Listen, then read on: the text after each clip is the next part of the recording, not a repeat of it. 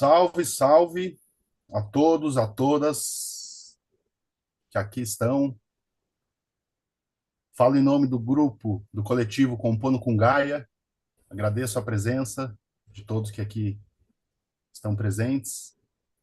Com muito prazer, estamos recebendo no Compondo com Gaia o astrólogo Sérgio Seixas, integrante do grupo Terra de Rudá, um praticante da arqueoastrologia.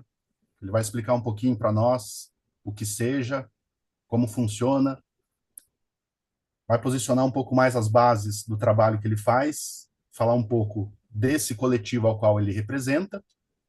Mas antes, gostaria de falar bem rapidamente sobre o Compondo com Gaia. Nós somos um coletivo plural e pensante. Essa é uma das definições compartilhadas nos bastidores. Um grupo formado por vários psicanalistas, esquizoanalistas, psicólogos, astrólogos, filósofos, escritores, literatos.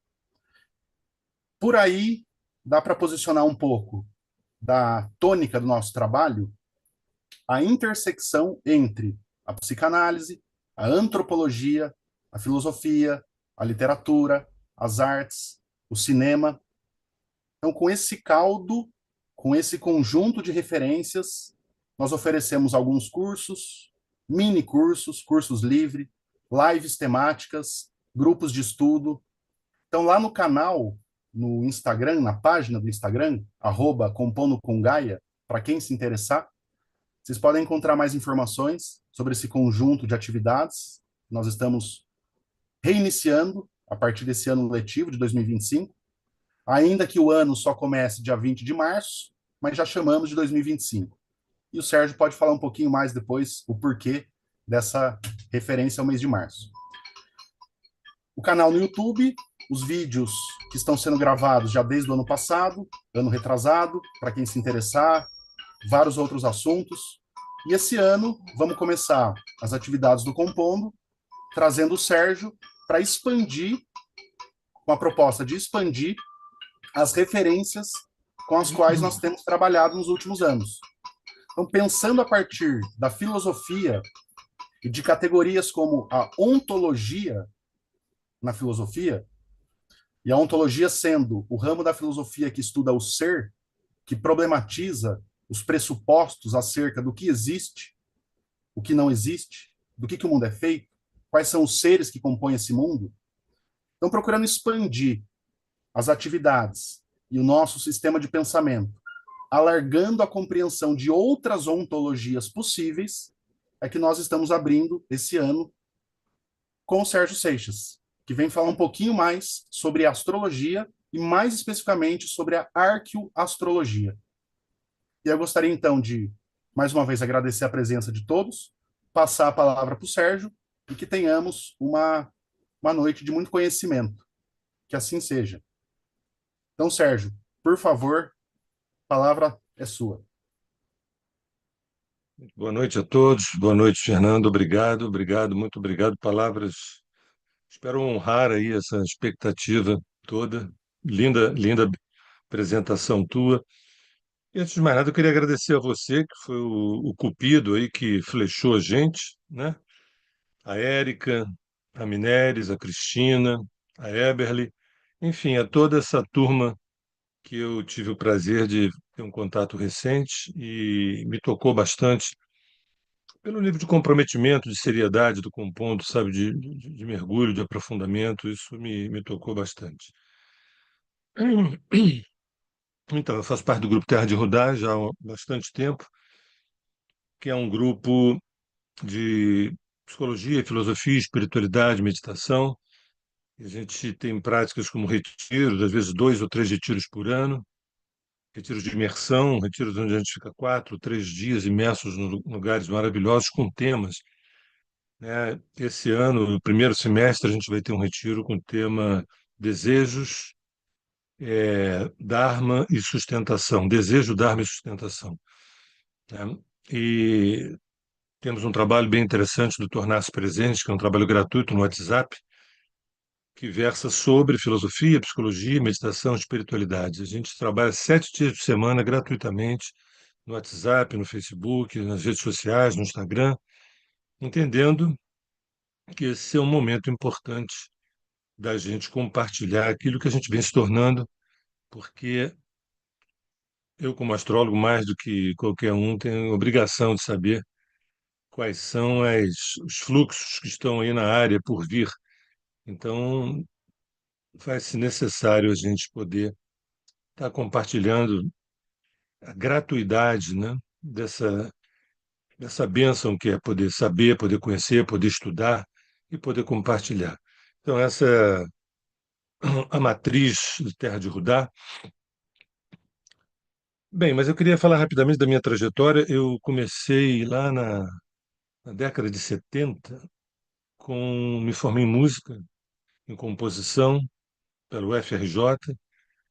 Já em 1981, eu comecei a estudar despretensiosamente astrologia, sabendo que eu não seria astrólogo, que eu não queria ser astrólogo, era a única certeza que eu tinha, né? Comecei a estudar com a Cláudia Lisboa e nunca mais parei, quer dizer, vim trabalhando, estudando, trabalhando. Já, esse ano vamos fazer 44 anos de clínica, de trabalho de pesquisa de estudos. No meio do caminho entrou a medicina chinesa, né? Acupuntura, shiatsu, fitoterapia, nasbanto. É, entrou também uma pesquisa que é uma outra história da humanidade, ou quem sabe uma verdadeira história da humanidade. Foi essa pesquisa que foi uma espécie de preparação para a arqueoastrologia, né? Foi essa pesquisa que fez com que eu e Lígia, minha mulher,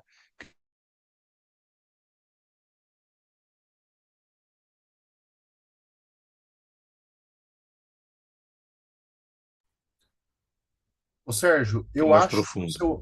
seu áudio deu um pequeno corte. A hora que você falou eu e Lígia, minha mulher, eu percebi um pequeno corte. Não sei se foi só para mim, mas por via das dúvidas, por favor, se você puder retomar. Então, foi na entrada desse estudo, dessa pesquisa de uma outra história da humanidade, que eu e Lígia percebemos que precisávamos ir além, né, com a astrologia, para além de características de personalidade apenas, né? Decifração de signos ou de posturas de planetas, ou, quem sabe, demonizando quadraturas e endeusando trígonos, né? Bobagem isso tudo. A gente foi vendo que a gente está aqui para um processo de iluminação, para um processo de despertar, e, e o conhecimento tem essa função, né? E mais recentemente, de 2020 para cá, nós fomos convidados a construir um aplicativo de relacionamentos, o 639, de relacionamentos via sinastria astrológica. É um aplicativo diferente dos outros, porque não tem imagem, não tem foto, simplesmente o que dá a conexão é a sinastria astrológica. E, mais do que isso, nós construímos também, eu e Lígia, e também Edson Drago, sob a tutela da Alessandra Gaspar, que é a pessoa que teve essa genial ideia, nós construímos a pedagogia dos afetos, pensando que realmente a gente não aprendeu a se relacionar. O relacionamento tem sido mais ou menos uma experiência empírica, um golpe de sorte. O que gerou, na verdade, essa pedagogia dos afetos a partir de 2020 foi um trabalho antigo que eu e Elisa desenvolvendo na Terra de Rudá, chamado Amor Singelo. Trabalho que a gente fazia uma vez por mês, uma quarta-feira por mês, a gente reunia as pessoas e falávamos sobre relação, né?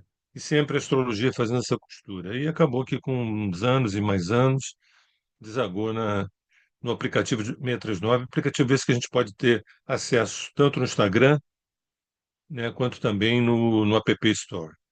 Bem, isso é um resumo dessa ópera, mas aí a pergunta que eu queria só aprofundar um ponto a mais, que é o que é a arqueoastrologia? A arqueoastrologia, ela nasce de uma indignação de olhar depois de milênios de civilização, a gente perceber que as pessoas ainda estão tontas, batendo cabeça de um lado para o outro, tentando se agarrar a alguma coisa, alguma fé, alguma salvação, algum personagem salvador.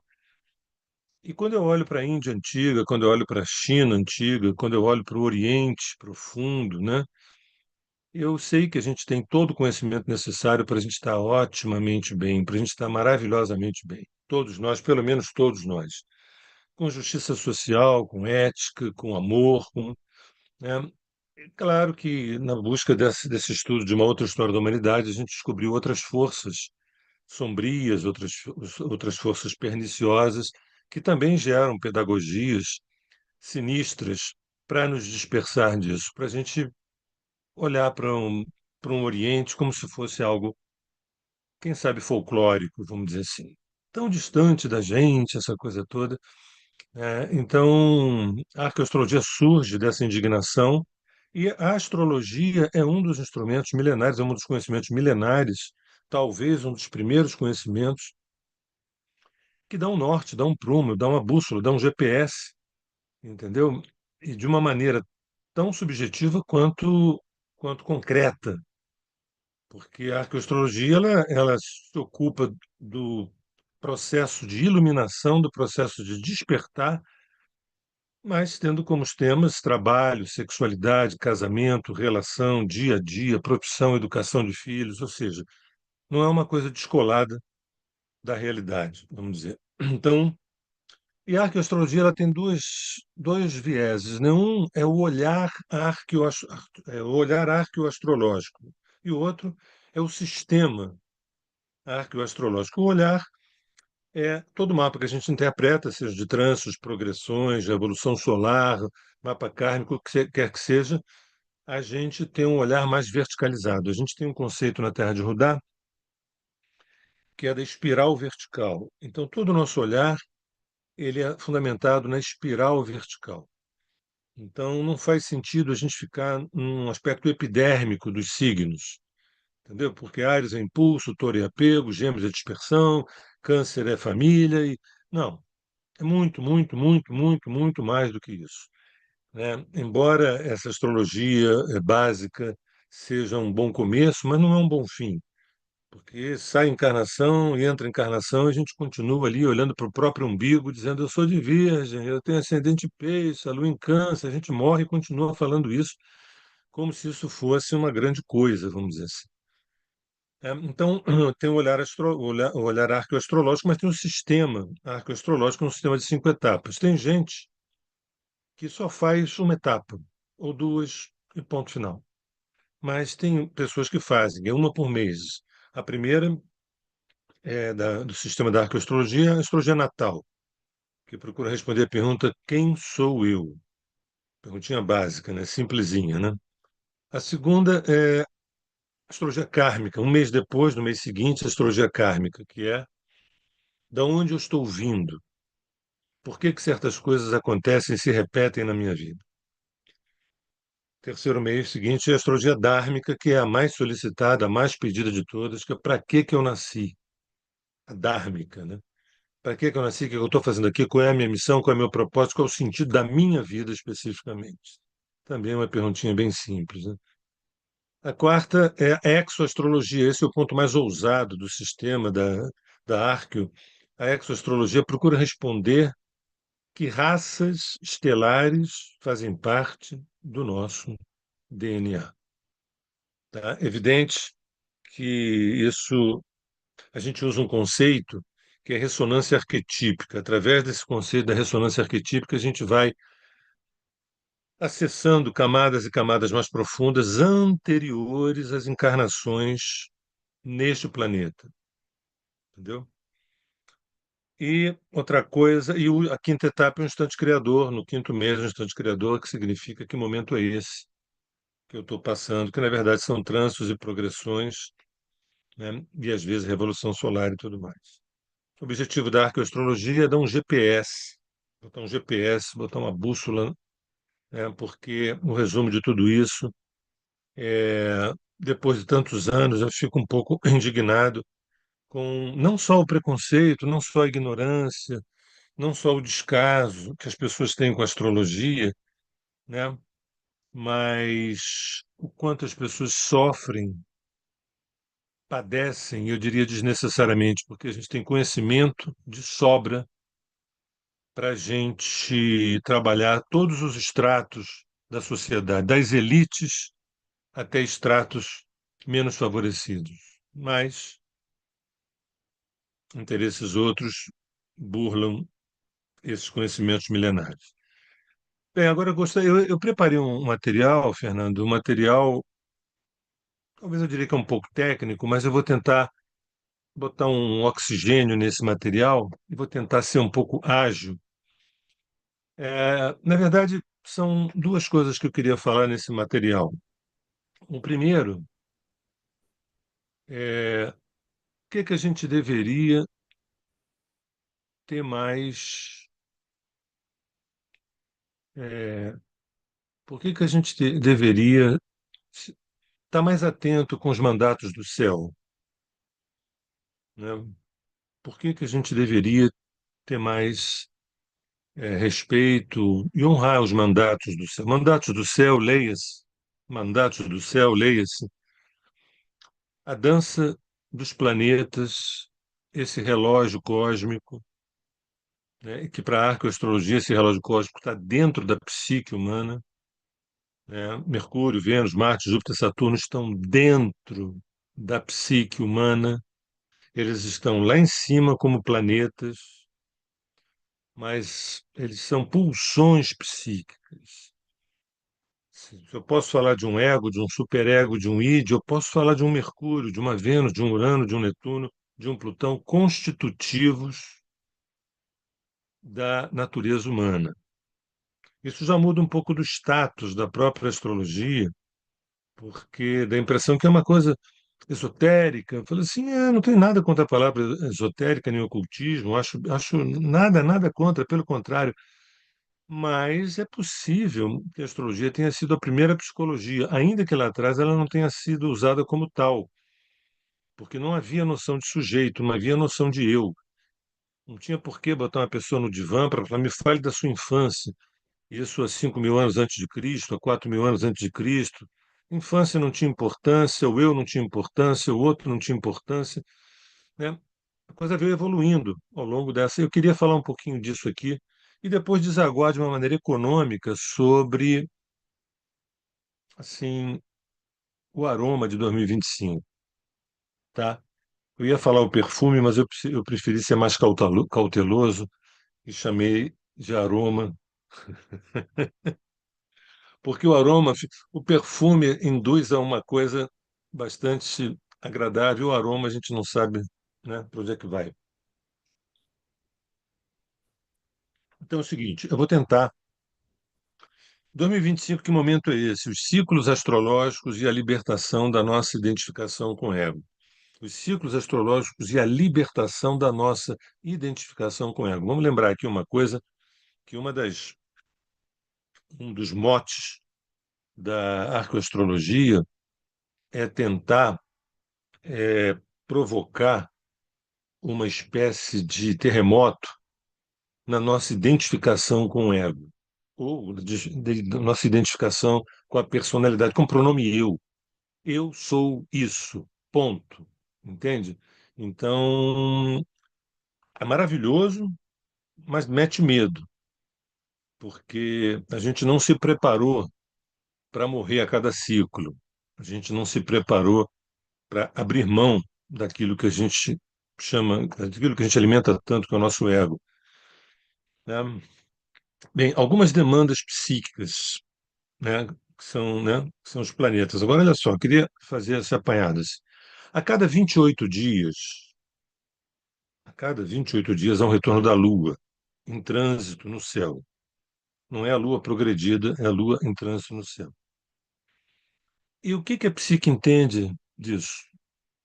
Que a gente vai ter uma lua nova, uma lua crescente, uma lua cheia, uma lua minguante, uma lua nova. Em 28 dias, que é uma espécie de um calendário feminino, a gente vai ter o vazio, a emergência de um conteúdo, de um assunto, de um tema cotidiano, a plenitude dessa experiência e o ocaso, e o crepúsculo da interação com esse conteúdo. Isso lembra mais ou menos aquilo que é a coreografia do inverno, que vai para a primavera, que vai para o verão, retorna para o outono. Ou seja, tem um vazio, tem a emergência de um conteúdo, tem a gente lidar com a plenitude desse conteúdo e se despedir dele para um novo vazio. Isso acontece a cada 28 dias, isso acontece a cada 28, 29 anos, que é o retorno da Lua, que eu vou falar mais na frente. Como é que será que a psique reage a isso? A gente anda tão distraído, olhando para tantas coisas. Esses últimos milênios, a gente se distraiu tanto. Aí, a cada 365 dias, o Sol, do ponto de vista geocêntrico, do ponto de vista antropocêntrico, né? Então, do ponto de vista antropocêntrico, a gente está parado, o Sol está andando em cada signo, em cada arquétipo. Então, o Sol passa pelos 12 arquétipos do processo de individuação. A cada ano, vivemos uma camada da jornada de nos tornarmos cada vez mais inteiros. Então, Áries, Touro, Gêmeos, Câncer, Leão, Virgem, Libra, Escorpião, Sagitário, Capricórnio, Aquário e Peixes. E aí as pessoas dizem: pois é, eu sou de Escorpião, que interessante. Ah, eu já sou de Sagitário. E eu digo assim: olha, ninguém é de nada aqui. Ninguém é Sagitário, ninguém é Peixe, ninguém é Câncer. Não existe essa coisa. O Sol, uma simbologia do ouro ou do self, ele mostra que o processo de nós nos tornarmos indivíduos depende da gente integrar esses 12 arquétipos, esses 12 padrões psíquicos. Mas peraí, Sérgio, você está dizendo que o movimento da Lua, o movimento do Sol, de uma maneira muito profunda e silenciosa, nos revela o caminho das pedras. É, a gente pode ler toneladas de livros, mas se a gente, como xamãs do passado, se a gente se aproxima da natureza e abre esse livro da natureza, está tudo ali, né? A cada 7 anos, o Saturno ele faz uma quadratura, faz uma oposição, faz outra quadratura e depois faz a sua própria conjunção, o retorno. E o que que o Saturno, que é uma pulsão psíquica, que é um conteúdo psíquico nosso, ele nos demanda? Ele traz o seguinte tema: ó, recurso, tempo, gestão e competência. Saturno ele vai reclamar quais são os recursos que você tem, qual é o tempo que você dispõe para manejar esse recurso, como é que você está nessa gestão e realmente se você está sendo competente. Saturno é um lado assim do superego, tem a ver com superego, com o aspecto normativo, o aspecto civilizatório. É um dos planetas civilizatórios, assim como Júpiter e Saturno, planetas que criam uma civilização normatizada, né? E aí, nesse momento, a palavra normatizada assume uma estatura positiva, porque sem normas a gente não consegue conviver socialmente falando, e Júpiter e Saturno entram nesse momento. É bom lembrar que os 5 planetas pessoais, Sol, Lua, Mercúrio, Vênus e Marte, é eu com meu umbigo, minha família, meus amores, meus filhos e tudo mais. Quando eu entro com Júpiter, Saturno, eu já olho, olha, tem um país, tem uma nação, tem uma constituição, tem regras, se matar vai preso, e se não sei o que, não sei o que lá, tem. E Urano, Netuno e Plutão, quando a gente olha para o céu, fala assim, estou achando isso aqui meio limitado. Meu corpo, essa estrutura, estou achando. E aí começa o processo de transcendência através de Urano, Netuno e Plutão. Isso tudo se encontra dentro de nós, da nossa psique. Como diria Hermes há milênios atrás, assim em cima como embaixo. Se esse povo todo está lá em cima, esse povo está todo aqui embaixo, dentro de mim, né? A cada 12 anos, o Júpiter e seus ciclos de propósitos, a cada 12 anos ele faz um ciclo de propósito, né? 12, 24, 36, 48, 60, 72, 84 anos, objetivos para cumprir o propósito, objetivos para cumprir o Dharma. Se eu tivesse, para mim, quando a gente fala de Dharma, eu falo do mapa todo, do mapa inteiro. Mas tem uma casa, tem um signo e tem um planeta que reverberam com a palavra Dharma, que é a casa 9, que é Sagitário e que é Júpiter.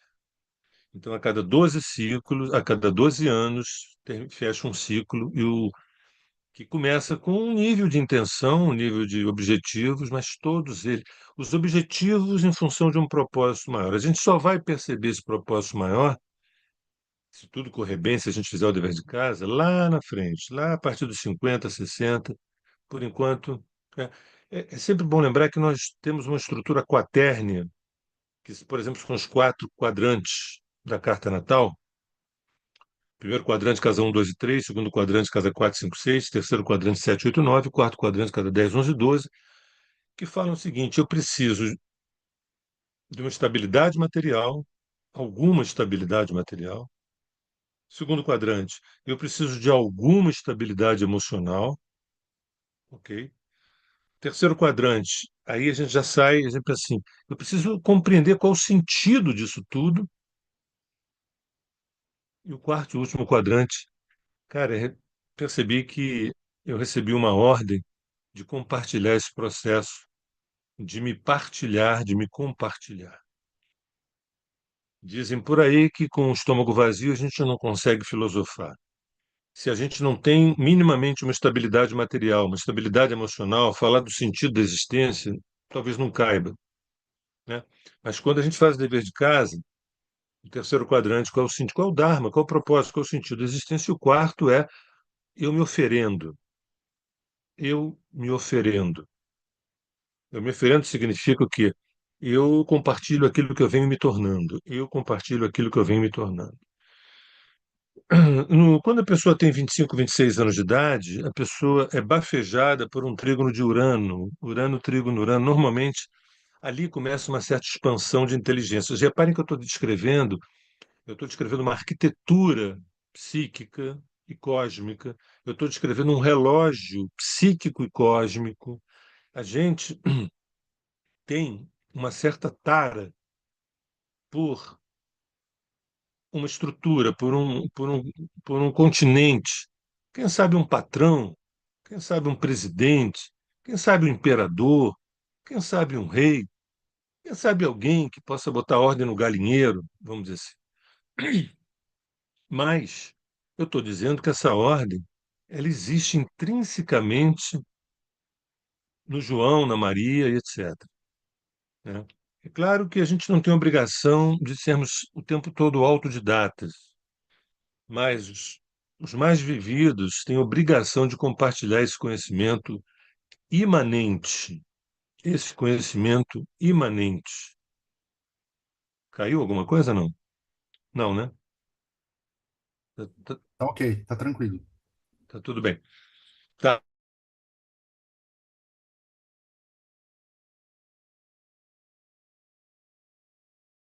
Agora cortou o áudio, Sérgio.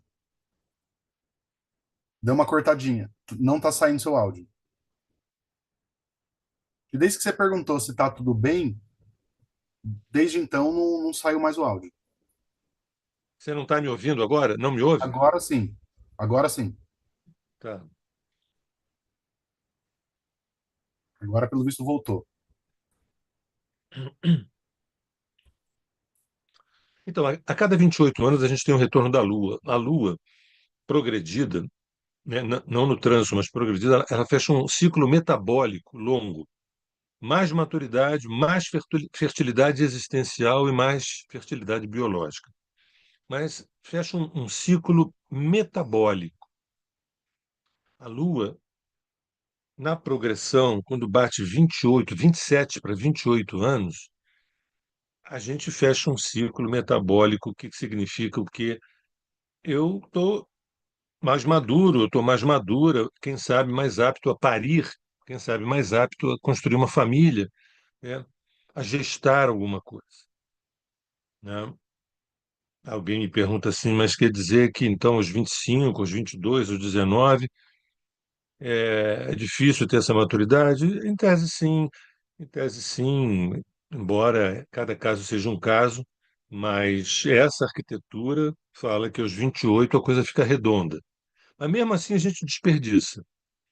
Por exemplo, muitas mulheres que viviam nos ciclos lunares lá atrás, elas com 27, 28 já eram mães, as que queriam ser mães, né?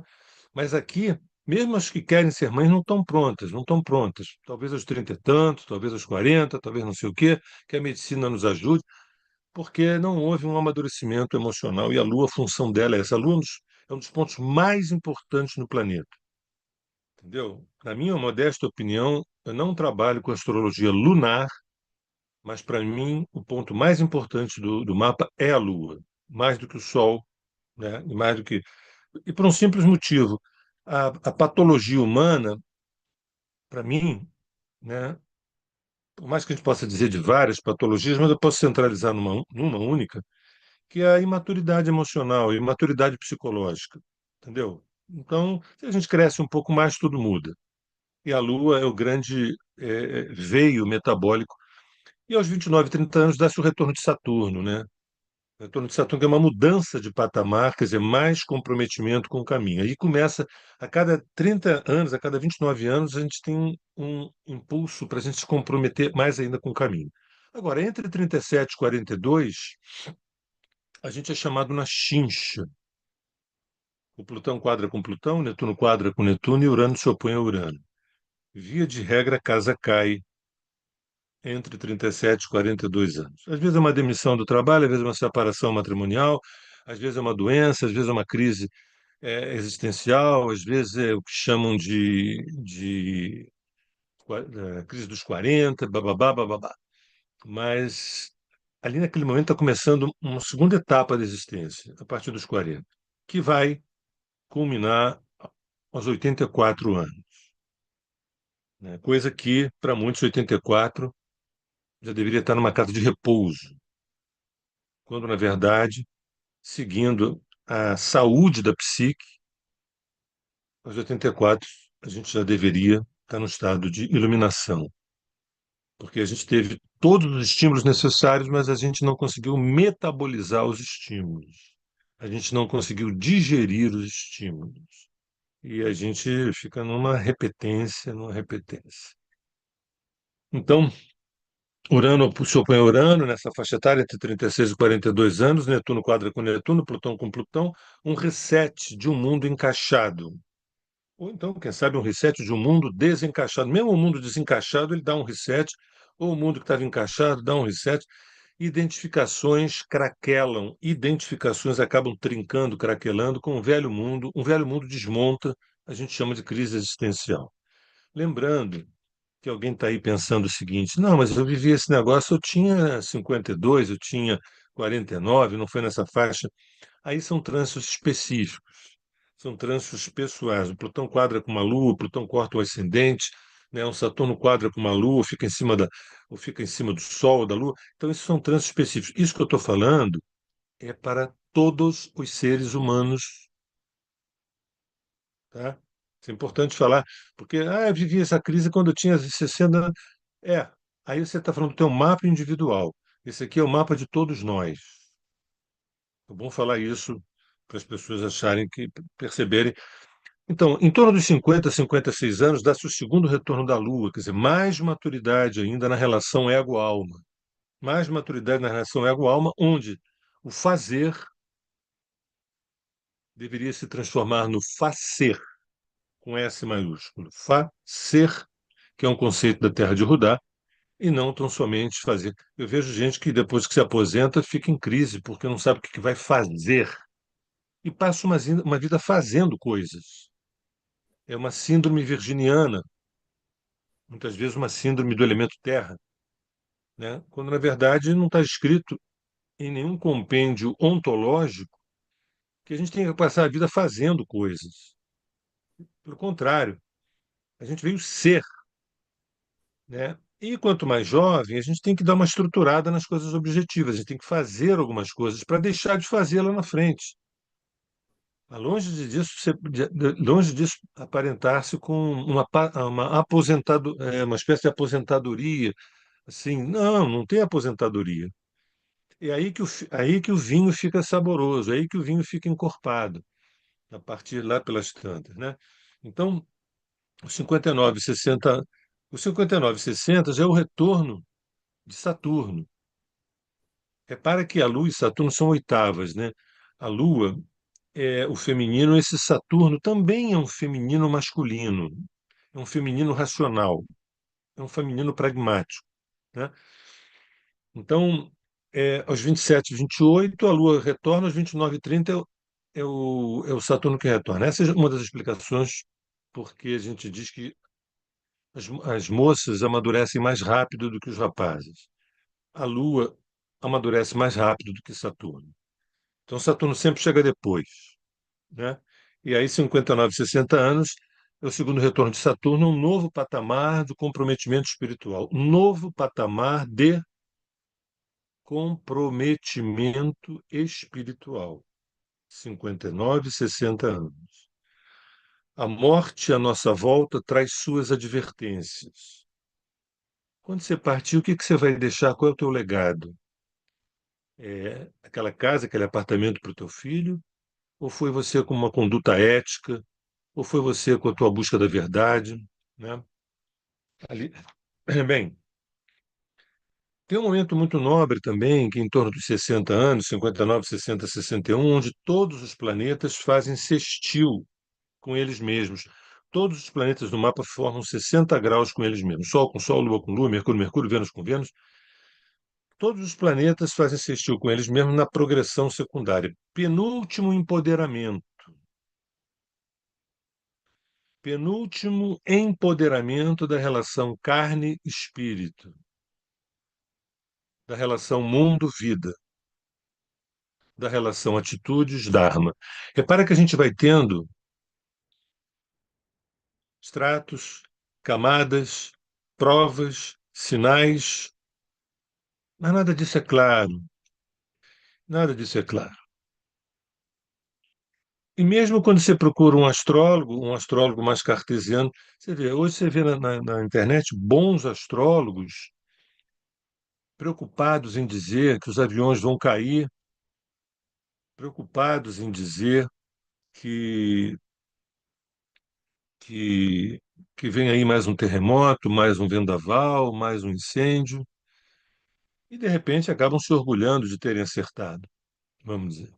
Não sei no que isso ajuda as pessoas como ferramentas, como instrumento para as pessoas lidarem com os desafios que não são pequenos, os desafios que a gente está vivendo. Aí, dos 84 aos 88, esse que é a delícia do negócio, que o Oriente Profundo entende isso com a maior naturalidade e o Ocidente está difícil porque forever young, ou seja, cara, a juventude para sempre, a gente tem que ser jovem, né? Só que dos 84 aos 88, eu botei assim, ó, talvez o último empoderamento. Talvez, quem sabe, o último empoderamento. É o retorno de Urano, Urano fica em cima do Urano, o Júpiter fica em cima do Júpiter, o Saturno fica em cima do Saturno, a Lua fica em cima da Lua, o Netuno faz um trígono com Netuno, o Plutão faz um trígono com Plutão. Nós fomos preparados para nos iluminarmos nesse momento. Se quiser usar um personagem como referência, por exemplo, podemos usar Buda.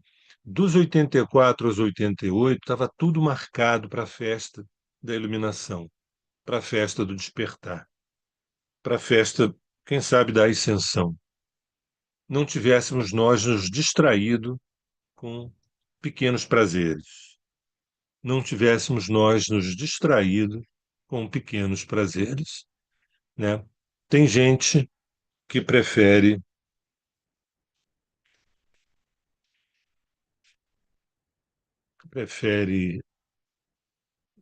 pequenos prazeres do que um grande orgasmo existencial, né? E é muito difícil você, na juventude, ter um grande orgasmo existencial. Não, não é impossível, não, mas é muito difícil. Mas por que que a gente, 84, teria que estar caquético? Onde é que estava escrito que aos 84 a gente teria que estar com Parkinson, Alzheimer? Não é assim que um Oriente Profundo convive. Não é assim que um Oriente Profundo com yoga, com tai chi, com lian kun, com qigong, com ervas medicinais, com alimentação. Não é assim que eles convivem.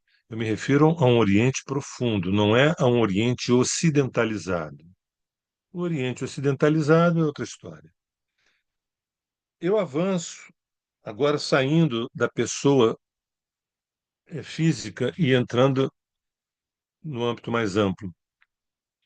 Algumas demandas da psique coletiva, né? Nós tivemos uma conjunção tríplice agora em 2020, Júpiter, Saturno, Plutão em Capricórnio. Ela aconteceu 6 vezes nos últimos 2.000 anos. Júpiter, Saturno, Plutão em Capricórnio.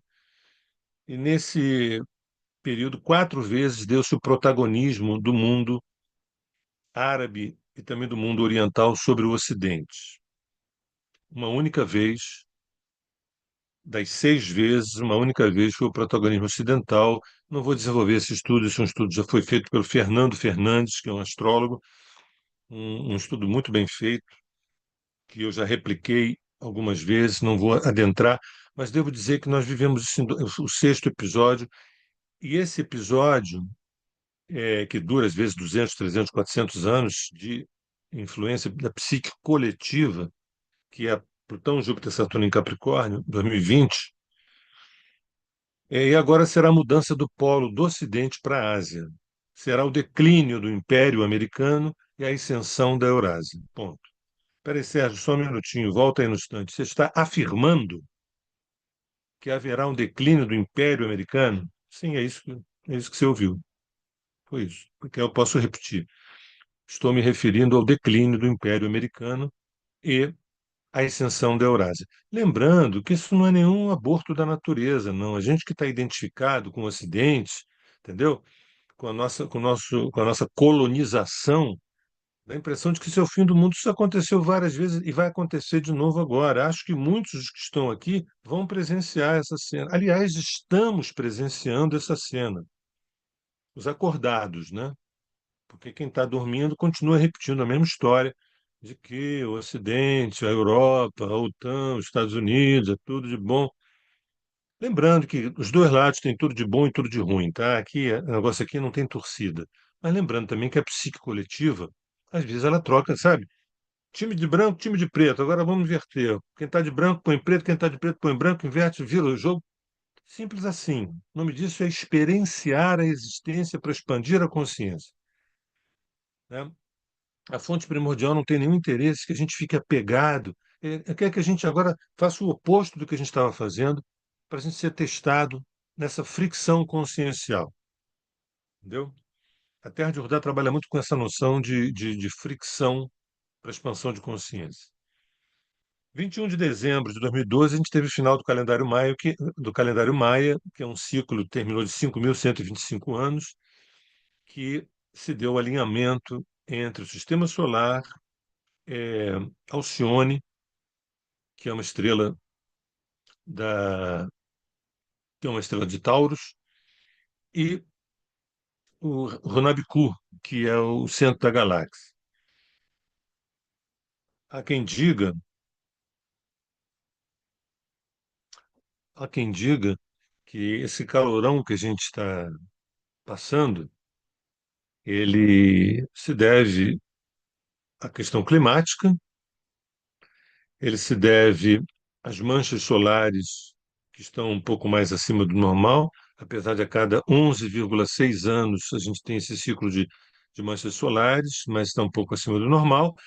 E é possível que esteja um pouco acima do normal e que se torne sempre daqui para frente, nos próximos 2.000 anos, acima do normal, por conta desse alinhamento. Nós estamos tendo uma espécie de, entre aspas, uma espécie de surto fotônico. A gente está recebendo mais quantidade de luz. Isso é maravilhoso para a gente evoluir mais rapidamente. Isso é o que a gente está chamando de transição do planeta Terra, da 3D para 5D, né? Mas isso faz com que a sombra saia dos bueiros, as ratazanas saiam dos bueiros devido a tantos raios fotônicos que nos visitarão nos próximos 2.000 anos, a partir do dia 21 de dezembro de 2012. Usufruamos isso porque não é só o calor, não. Mais do que isso, é ficha caindo, ficha caindo, ficha caindo. E os nossos oponentes e adversários, eles se levantam também. Eles se levantam também porque, né, faz parte desse jogo friccional. Nos últimos 200 anos, a gente teve a conjunção Júpiter-Saturno passando a cada 20 anos nos signos de Terra.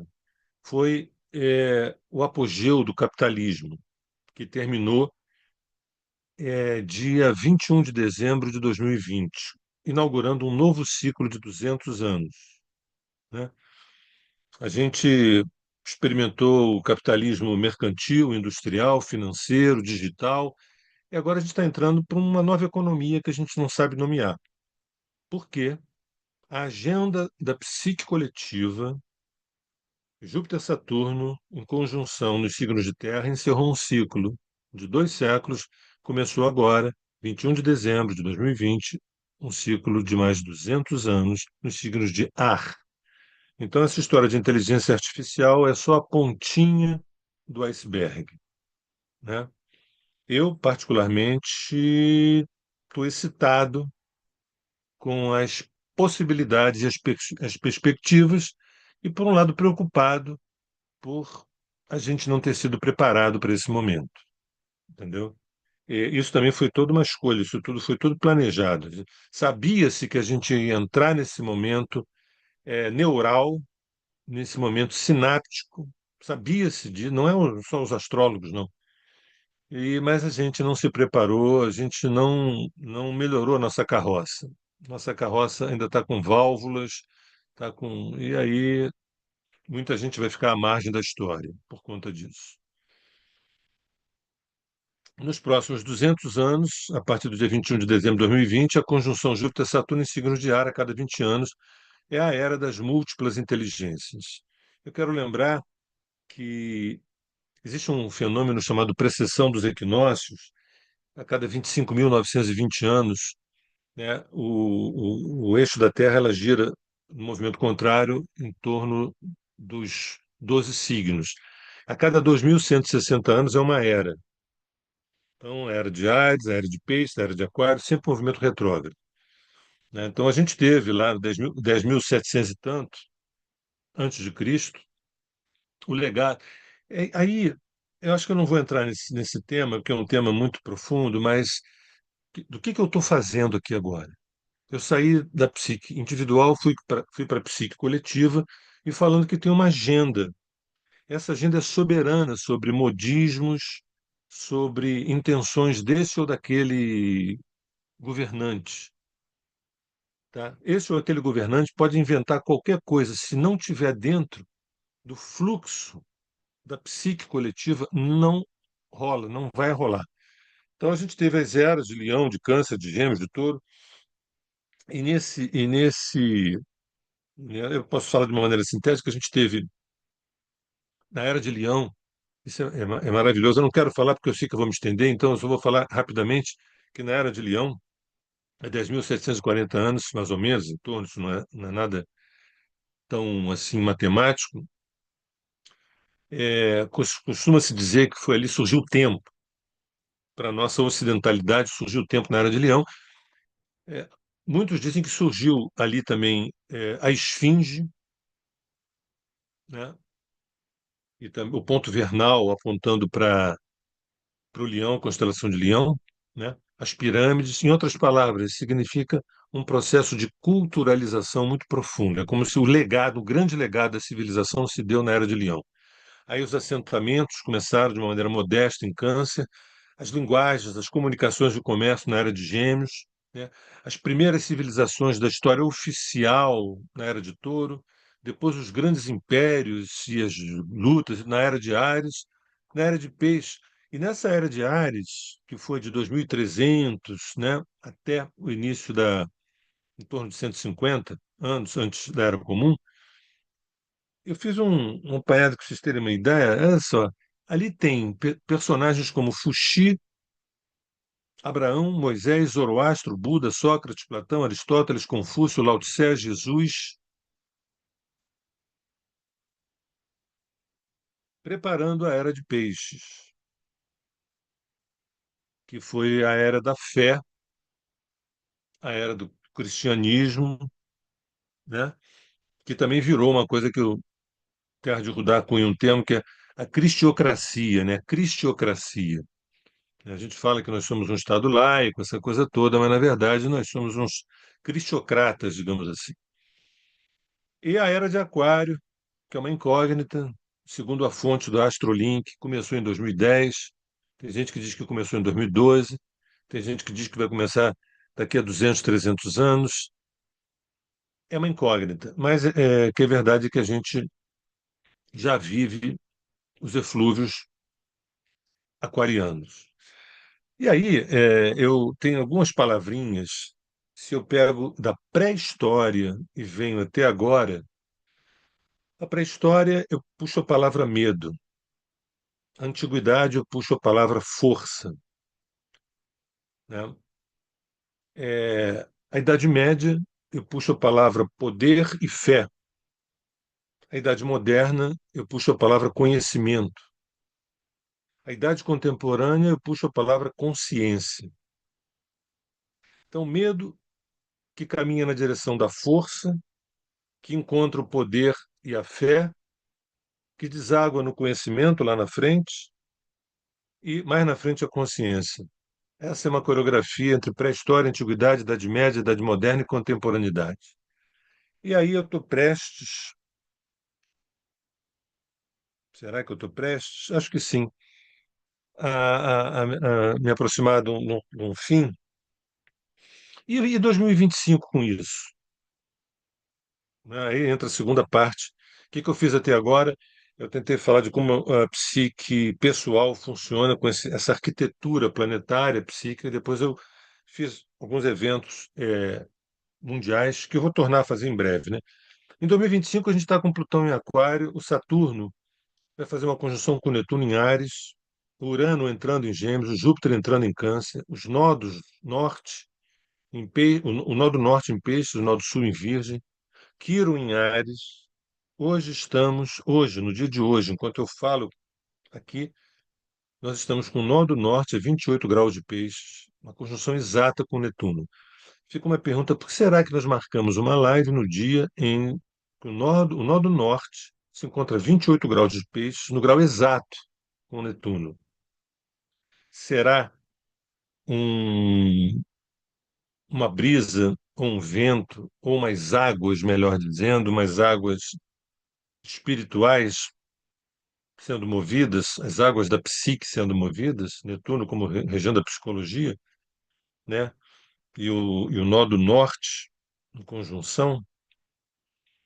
Teremos 4 eclipses, sendo que nesse ano de 2025 teremos 4 eclipses, sendo que 3 são no eixo Virgem-Peixes. Lembrando que esse eixo Virgem-Peixes é um eixo da psique, onde os distúrbios psicológicos, onde as patologias mentais, psíquicas, elas estão muito situadas no eixo Virgem-Peixes. O que você quer insinuar com isso, Sérgio? Que eu acho que 2025 vai exigir da gente um equilíbrio emocional e psicológico acima dos anos anteriores. Tá? A gente vai ser testado e a gente pode ficar fora da casinha. E em 2026, a gente ainda vai ter mais 2 eclipses, dos 4, mais 2 eclipses em Virgem Peixe. Então, são aí 5 eclipses no eixo Virgem Peixe, que é processos obsessivos, compulsivos, de controle, de controle, de controle e de submersão, de submersão. De... Netuno a zero, esse ano, Netuno a 0 graus de Áries, março, abril, vai ficar 14 anos até 2039. As águas revoltas, emergências psíquicas. Repare que as pessoas, os poderosos que têm a caneta na mão, eu vou dizer, eles sabem disso tudo, eles são orientados para isso tudo e querem aproveitar, em proveito próprio, essa dinâmica da psique coletiva. tá? Se o quadro é caos, vamos aproveitar esse caos e levarmos às últimas consequências. O que que a gente lucra com isso? O que que a gente ganha com isso? Né? Esse ano Saturno vai ficar 0 graus de Áries, em maio, vai ficar 2 anos e meio. É uma espécie de superego militar atuante, uma espécie de superego militar atuante. Travou? Sérgio, com licença, mas eu acho que o seu vídeo ele saiu. Saiu como? Eu não tô te vendo mais e tinha aparecido alguma mensagem, alguma coisa com bateria baixa, eu acho. Não tenho certeza se era isso ou não. E aí agora, no caso, deixa eu ver se voltou. Mas não, no YouTube tá só eu, tá aparecendo só eu. Eu Não, tinha mas visto aqui está pelo no. Zoom, eu vi Ah, pelo Zoom que tem algum aviso que eu não consegui ler o direito o que que era. Ele sumiu o aviso, depois logo em seguida sua tela desapareceu. acho que voltou, né? Voltou? A sua imagem voltou. Deixa Eu eu só estou te confirmar. vendo, eu estou te Tá, vendo. mas eu acho que no YouTube voltou também. Deixa eu só confirmar, peraí. Voltou.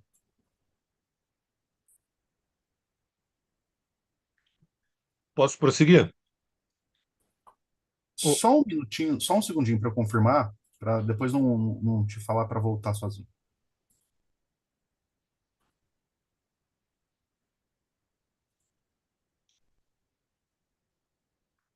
No YouTube tá aparecendo eu só ainda. Não, Fernando, tá tudo certo. É que quando você fala, ele muda para sua câmera. Ah, não, tá, beleza. Então, perdão. Mas Pode pode seguir, Sérgio. seguir, Sérgio. Pode seguir. gente, deixa eu falar uma coisa. Eu fui informado que, por exemplo, no Compondo Gaia, Compondo com Gaia, e também alguns dos meus clientes, assim, entendem de astrologia e bababá. E eu preparei um material um pouquinho denso, que eu estou caminhando, em breve eu estou terminando, e a gente vai abrir para as perguntas. Me perdoem se a live parece demasiado técnica. Eu estou tentando amortizar isso com algum charme. Não sei se eu estou conseguindo, mas vou continuar a minha empreitada. Aí. Pode seguir, sua fala está maravilhosa. Vários comentários aqui reafirmando isso que eu estou dizendo. Então, não é só a minha impressão. Pode seguir, sinta-se à vontade. Em breve calar-me-ei, tá? Em breve, mais um pouquinho. Falava eu do Júpiter a 0 graus de Câncer em junho, ele vai ficar mais um ano. Conservadorismos de costumes, né? Tentativa de ignorar a obsolência, ou melhor, a obsolescência de certos vínculos afetivos. O que acontece é o seguinte: a gente está vivendo, através desse aspecto aquariano, do Plutão em Aquário, inclusive, de um momento onde as identidades de gênero estão surgindo de dentro dessa psique, como um ato de saúde, como um ato de avanço espiritual, né, ainda que nos pegue emocionalmente despreparados para isso. E quando Júpiter entra em Câncer, em junho, vai ficar mais um ano, a sensação que eu tenho é que eu quero voltar no meu tempo que era melhor, meu avô que era melhor, e que, sabe, a heterossexualidade que era melhor, a família unida, fechada que era melhor. Então, pode ser que haja, obviamente, um surto de conservadorismo maior que a gente já vem vivendo. A gente veio vivendo, de poucos anos para cá, um conflito entre Saturno e Urano, né? Saturno em Aquário e Urano em Touro. Isso foi o ápice de progressistas versus conservadores no mundo e no Brasil também. Você vê, agora continua, porque Urano vai entrar em Gêmeos, que é um aspecto progressista, e Júpiter vai entrar em Câncer, que é um aspecto conservador, e a gente continua com essa ladainha. É como se as pessoas não aprendessem que existem Brahma, Shiva e Vishnu. Ou seja, você pega Vishnu como um aspecto conservador maravilhoso e Shiva como um aspecto transformador maravilhoso. Conservar o que é passível de conservar, transformar o que é passível de transformar. Simples assim. Mas não. Qualquer transformação você vai desarrumar aqui um negócio. Gente, a gente esse é um ano caótico, mas tem no mínimo dois tipos de caos. Um caos sombrio, provocado por algumas pessoas que detêm o poder da caneta, mas um outro caos que não é sombrio, não, é um caos criativo que está preparando diria, um novo humano. Eu diria um novo humano, né? E eu fico pensando como é que ficam aí os psicólogos, os terapeutas para essa nova clínica, com esse novo ser humano, com essa psique esgarçada, não pelo estresse do dia a dia, não, é pelo estresse metabólico, pelo nosso estresse metabólico. A gente vive um estresse metabólico, entendeu? O Urano vai entrar em Gêmeos em julho, vai ficar 7 anos. Essas são super inteligências em ação, alto estresse metabólico, alto estresse psíquico, doenças do sistema nervoso, somatizações. Qual é o problema do Urano em Gêmeos? É a pessoa tentar encaixar a Ferrari no Monza, entendeu? Qual é o estresse de um Urano em Gêmeos? Estou baixando uma Ferrari, mas baixando aonde? Dentro do Monza, ver se encaixa. Estou vendo se dá para encaixar. Eu falei, gente, esse negócio não vai funcionar direito. E a gente está com Plutão também nos primeiros 3 graus de Aquário. Ele vai ficar 20 anos em Aquário. As revoluções na economia, na geopolítica, na educação, na tecnologia. Revoluções, eu me refiro, né? Nem falo de reformas. Na economia, geopolítica, educação, tecnologia, costumes, cultura, meio ambiente, digo eu, que maravilha! Mas eu continuo. Nos preparamos para isso? Fomos preparados para isso? 2025 é um projeto caos, mais um reset do sistema operacional, mais o controle do governo central do mundo. E esse governo central do mundo não é Trump, não é Putin, não é Xi Jinping, né? Mas a purgação demográfica. Essa purgação demográfica são as guerras, algumas limpezas étnicas, faxinas de imigrantes. Sérgio, mas espera aí, Sérgio. Espera aí, Sérgio. Pô, o que que você está falando? Um projeto caótico, um reset do sistema operacional, um controle do governo central, que não são esses personagens que estão na mídia, purgação demográfica, você falou aí em limpeza étnica, faxina de... Mas isso está na pauta. A própria globalização, isso tem que ficar muito claro. Ou a globalização ela é valorizada por uns, ou é demonizada por outros. Eu quero dizer que a gente está caminhando, a psique coletiva caminha para uma universalização. Então, toda vez que a gente usar a palavra nacionalismo, a gente está indo contra o fluxo da psique coletiva. Toda vez que usar a gente a palavra seremos patriotas, a gente está indo contra essa vertente completamente aquariana que está acontecendo. A gente não está entendendo, a gente está fazendo uma contramão da história.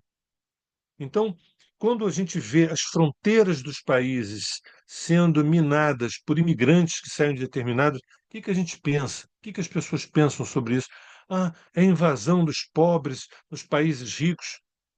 Tem uma outra leitura disso, escuta, a noção de fronteira, quando a gente está nesse momento planetário, é uma noção esgarçada. Ah, eu quero fazer um muro para não deixar que invadam. Vai fazer um muro.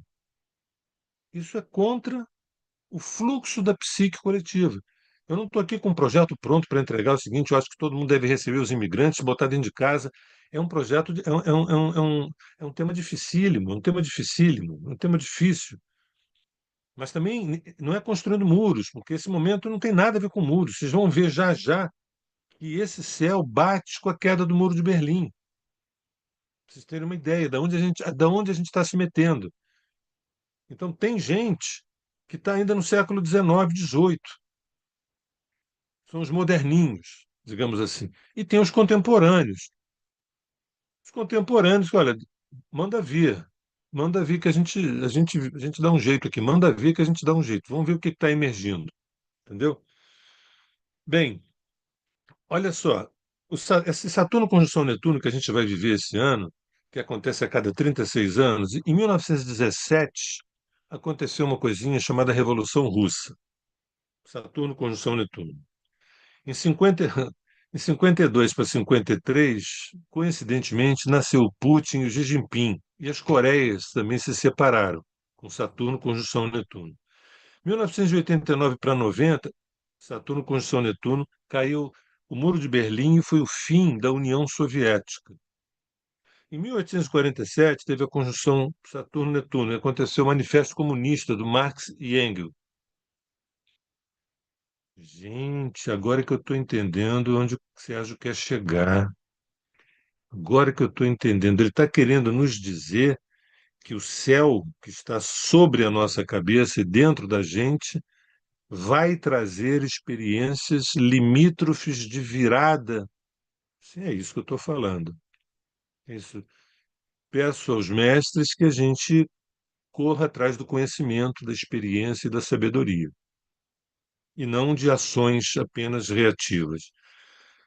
Esse Netuno em Áries, que vai entrar também, em 1861, aconteceu a Guerra Civil Americana, a Guerra de Secessão. Netuno entrando em Áries. Teve um filme que andou rodando por aí que eu não vi, que era um filme que falava sobre uma guerra civil nos Estados Unidos. Sérgio, você acha possível que isso aconteça? Sim, sim. Urano em Gêmeos, que vai entrar esse ano, em 1774 até 1782, deu-se a independência dos Estados Unidos. De 41 a 49, deu-se a Segunda Guerra Mundial e,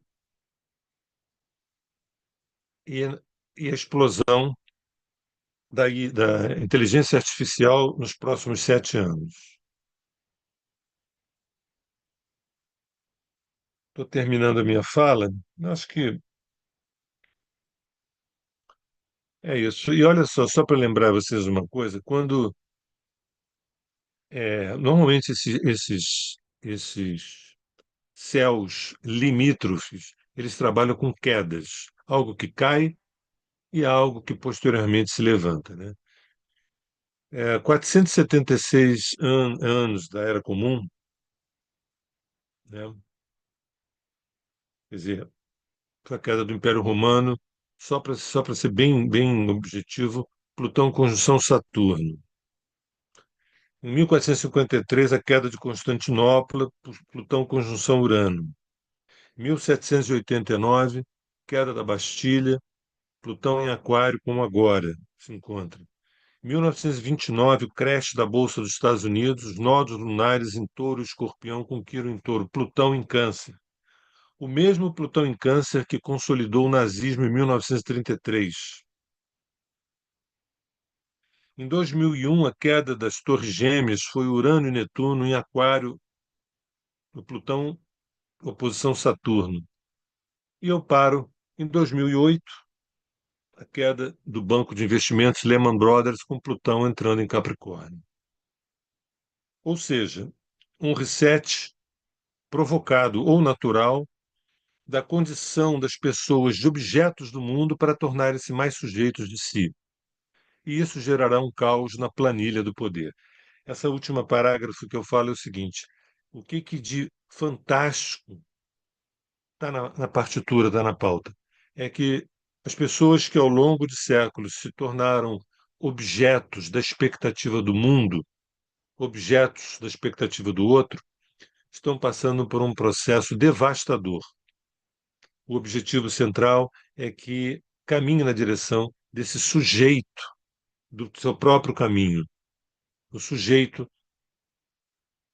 desse protagonismo da sua própria existência, que sejamos protagonistas da nossa própria existência. Falando assim é bonitinho, é um charme, é bacana, mas isso implica num negócio chamado conhecimento de si. Aí entra a psicologia, entra a filosofia, entra a arte, entra a cultura, entra a espiritualidade, entra a natureza, entra tudo aquilo que parece que não está muito na moda.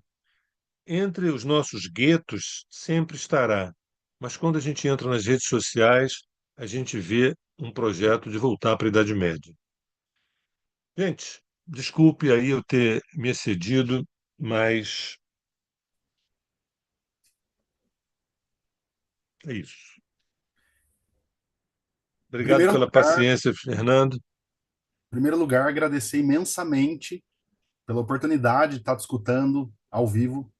Já discutei muito, já maratonei vários vídeos do Terra de Judá. Inclusive, eu queria trazer uma frase da Lígia, diante Opa, de tantas mudanças nesse céu de 2025. Ela disse assim: o recado é claro, ou muda ou muda. Eu acho que isso sintetiza muito desse finalzinho, para onde você foi mostrando vários aspectos, né, de trânsitos astrológicos em vigência, correlacionando com os períodos históricos e as suas grandes mudanças.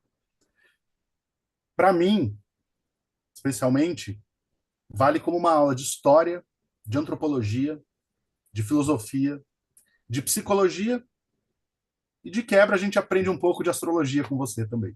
Então, muito obrigado, Sérgio. Te agradeço imensamente em nome do Compono, dos presentes na live.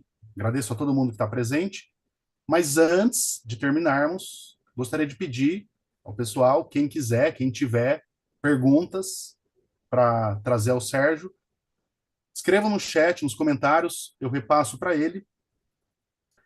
E, em nome de todo o Compondo com Gaia, muito obrigado mais uma vez. Eu vou passar aqui pelas perguntas, dar uma olhada nos comentários também. eu, eu serei bem Antes, breve, eu serei bem breve. É para responder agora, não é isso? sim, se você puder, se você tiver tempo, eu pego Claro, a pergunta claro. aqui, repasso para Eu você e você. tentarei ser objetivo e breve pelo adiantado da hora. Ah, não, tranquilo. Com relação ao horário, vai no seu tempo. Então, só passando aqui pelo chat, várias pessoas do Compondo com Gaia, do Terra de Rudá. Vamos ver se tem alguma pergunta diretamente. Senão eu leio alguns comentários de testemunho, como as pessoas foram reagindo às falas. Muitos comentários elogiosos. Vamos ver aqui no final, talvez. Várias pessoas falando da importância de terem feito o mapa astral com você, Sérgio, agradecendo a leitura, sua perspicácia interpretativa. Vamos ver aqui. Vou pegar uma pergunta aqui, ó. Siddhartha Cavalcante está perguntando o seguinte: como o senhor vê o papel da China nessa nova era de Aquário?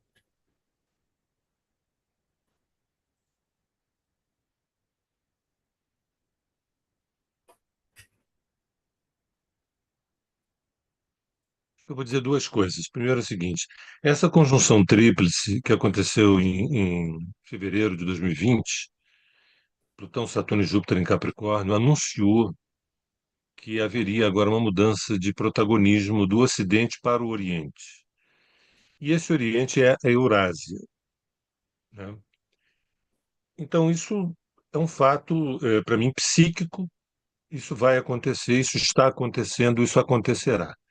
A segunda coisa que eu queria dizer é o seguinte: nós aqui, eu tive o privilégio de estudar medicina tradicional chinesa e fui o privilégio de estudar também um pouco das dinastias e da filosofia, né? Estudar um pouco do I Ching.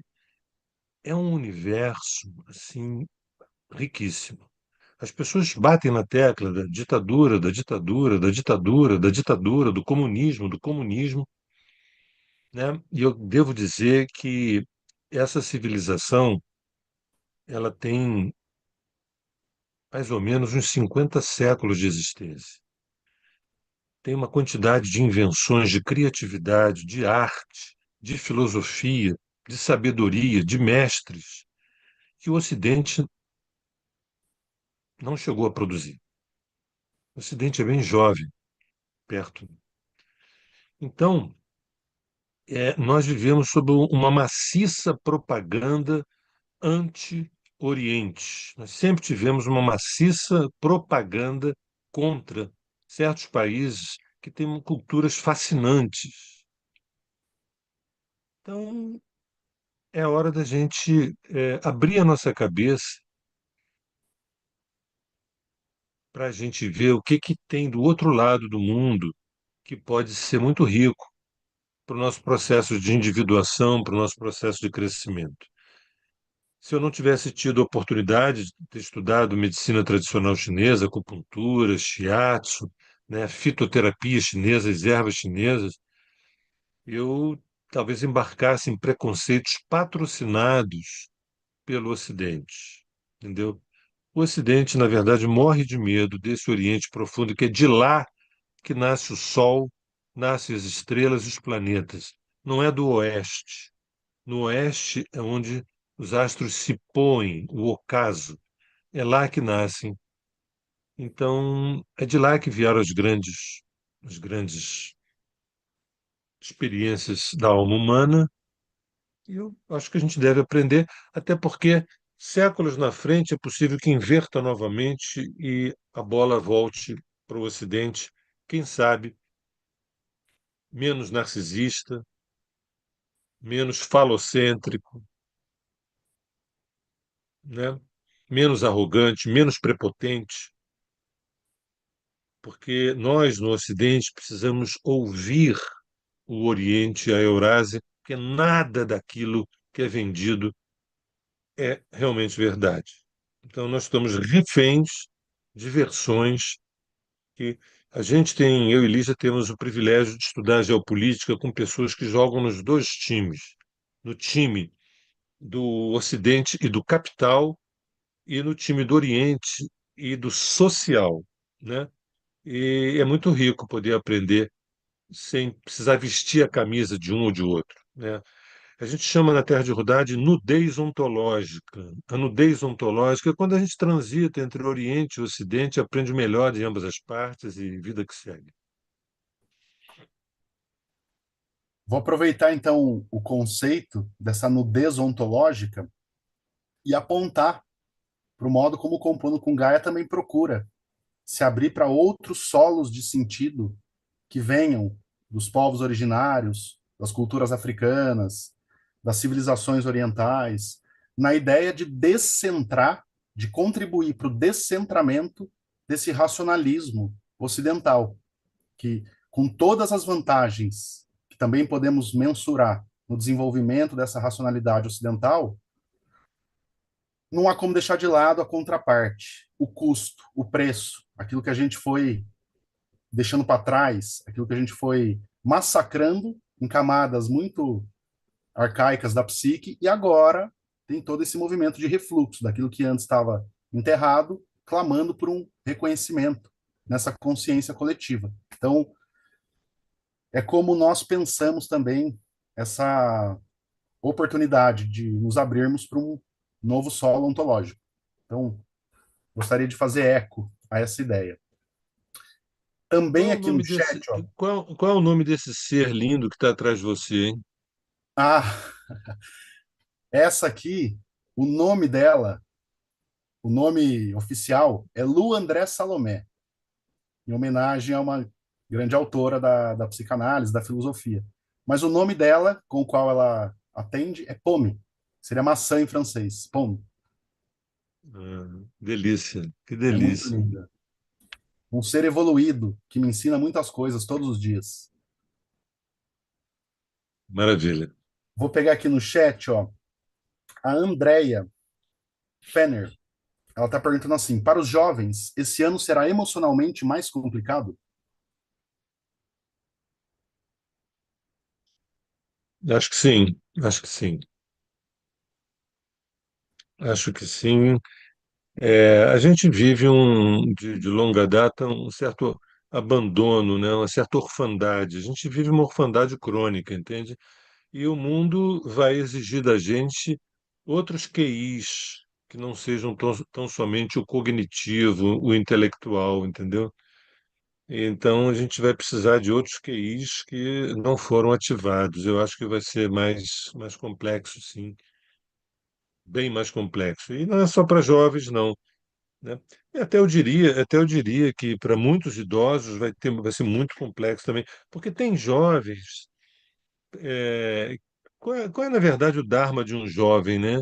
É fazer uma releitura, uma ressignificação, é fazer um tipo de peitar, de confrontar com o velho mundo. A gente tem visto vários jovens no caminho contrário disso, idosos de 25 anos, idosos de 19 anos, querendo lutar contra os ventos, né, os novos ventos, né? A gente acaba aprendendo com certas pessoas que se recusam a nascer, e aí os jovens se tornam idosos tão cedo. Você sabe que no meu consultório, agora não tenho pego não, mas eu andei pegando um tempo onde jovens de 17, 18, 19, 20 queriam fazer assim um concurso público para ter uma segurança e que um dia se aposentar e ter uma estabilidade. Eu imaginava que nessa época, 17, 18, 19, a gente estava cheio de sonhos de transformar o mundo, de fazer acontecer, de querer trazer uma nova proposta através da arte, da cultura, disso e daquilo. E alguns jovens que eu me deparei alguns anos atrás, não agora, né, que se sentem inseguros para peitar isso tudo, entende? Então, a busca de uma estabilidade, evidentemente que ouviram essa narrativa de alguém, né, colocando que certamente esse meu filho não será tão capaz assim de ser autônomo dos seus sonhos, dos seus desejos, e quem sabe um concurso público pode salvá-lo e preferencialmente me salvar também, porque não será um encosto na minha velhice, vamos dizer assim, entendeu? Ter que lidar com um filho dependente. Gente, eu dei uma virada agora, eu falei tantas coisas, a pergunta era tão simples, mas é porque não é tão simples assim, não, porque qual é o dharma da juventude? É ter um enfrentamento com o velho mundo. E o que que a gente está vendo por aí? É uma juventude mais ou menos, não é tão assim, não, entendeu? A gente está vendo uma juventude que eu acho que está meio perdida, assim, desses valores, sabe? Enfim, na minha juventude, eu vou dizer uma coisa para você. Eu já falei em várias lives que eu tive quatro pais ontológicos, que foi Samuel Beckett, Carl Gustav Jung, Johann Sebastian Bach e Bhagwan Sri Rajneesh. Esses quatro me guiaram e disseram, vai que dá pé, vamos dizer assim. E eu tive irmãos ontológicos, nenhum deles eu conheci, né? Eu tive irmãos ontológicos que foram os caras da música brasileira, né? Os meus irmãos autorais foram Caetano, Chico, Gil, foram os Mutantes, entendeu? E era um processo transgressivo na época para sobreviver. Hoje a palavra transgressão parece que soa uma coisa assim subversiva, uma coisa, entendeu? Eu tenho Urano do lado do Sol, né? Então ter Urano do lado do Sol sempre me dá uma inclinação para não ceder a uma certa caixinha, né?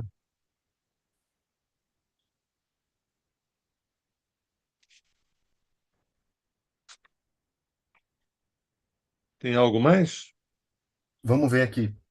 Tem sim. A Adelina MRT está perguntando assim: Sérgio, o novo humano implica a fusão dele com a máquina? Então, um detalhe, você sabe que meu primeiro nome é Adelino, né? Meu nome é Adelino Sérgio Campos de Seixas, né? É gozado, né? Adelina. Adelina MRT, que eu não sei o que significa aqui. Tá, eu mudaria a palavra fusão. Eu acho o seguinte, essa é uma belíssima pergunta. Olha só, gente, vamos dar uma relaxada, porque a tecnologia ela veio para ficar, ela é ótima, ela é maravilhosa. O que não é ótimo é eu não saber lidar com ela, isso que não é ótimo, mas ela veio para uma interação profunda, uma interação profunda. Se vai ter chip, se não vai ter chip, chip neural, não chip, isso é um outro departamento, mas a gente vai ter uma relação estreitíssima cada vez mais com as máquinas, e isso é ótimo. E eu digo que é ótimo pelo simples fato, por eu ter estudado, por eu estar estudando raças estelares, por eu ter estudado raças de outros sistemas solares, o que que eu vejo? Que o tema ali não é emocionalismo, eles estão é uma biologia metamorfoseada numa tecnologia. Nós não vamos ver isso tão integrado assim, mas vai haver essa integração entre biologia e tecnologia, e isso é o que tem que acontecer, e isso será maravilhoso, e pagaremos um preço muito caro quem achar que não é por aí, tecnologia é só para você ter um Android, um iPhone, está de bom tamanho. Não, ainda mal começou, a tecnologia mal começou. Então, acho que vai ter, eu não chamaria fusão, mas eu acho que aos poucos vai ter uma integração entre a psique humana e esses códigos eh, tecnológicos.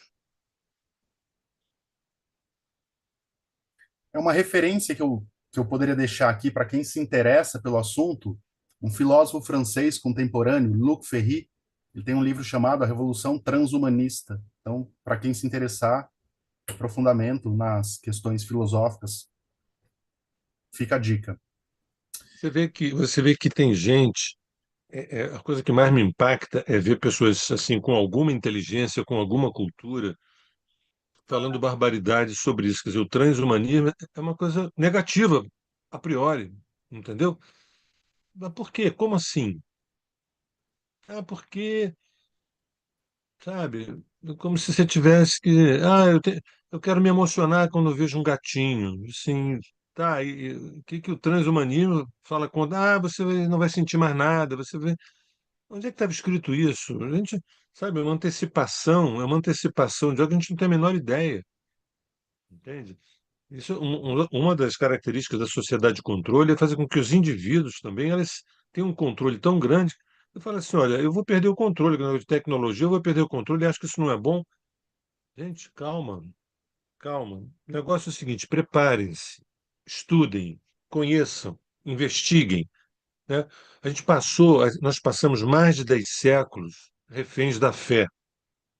Nós passamos mais de 3 séculos reféns da fé. Nós estamos entrando agora na era da transfé, que é a era da consciência. Não é da era em acreditar, é na era de experienciar, de experimentar, de experienciar, de integrar essas experiências. A gente está se desligando da fé. Sérgio, você está errado, Sérgio. Você me desculpe, mas você está errado. Eu acho que você não está acompanhando os movimentos evangélicos por aí. Eu devo dizer aos que chegaram agora que todos esses movimentos, esses levantes religiosos, é o canto do cisne. Quem fala isso é um astrólogo que estuda a psique coletiva, tá? Não é uma opinião minha, nem um desejo meu. O que que eu quero dizer como canto do cisne? Que as religiões, bota o Vaticano no meio disso tudo aí, as religiões estão nos seus estertores. É possível que nós todos ainda vamos morrer, ainda não vamos ver esse declínio tão consolidado, mas a gente está entrando numa era da inteligência, da consciência, do prefixo trans, entendeu? Então, não tem ninguém que vai nos salvar, a não ser o conhecimento, a experiência, né? Eu tenho aqui um quaternio que eu sempre trabalho, que eu trouxe aqui, que eu acho que é ética, verdade, sabedoria e entrega. Ética, verdade, sabedoria e entrega. Ética, verdade, sabedoria e entrega. Quando isso tudo está focado num ponto dármico, esse ponto dármico significa tornar-me amor, tornar-me amor, ser amor. Todos esses caras que a gente ama, se apaixona e muitos idealizam, eles apontam para o cardíaco. Eles apontam para o cardíaco.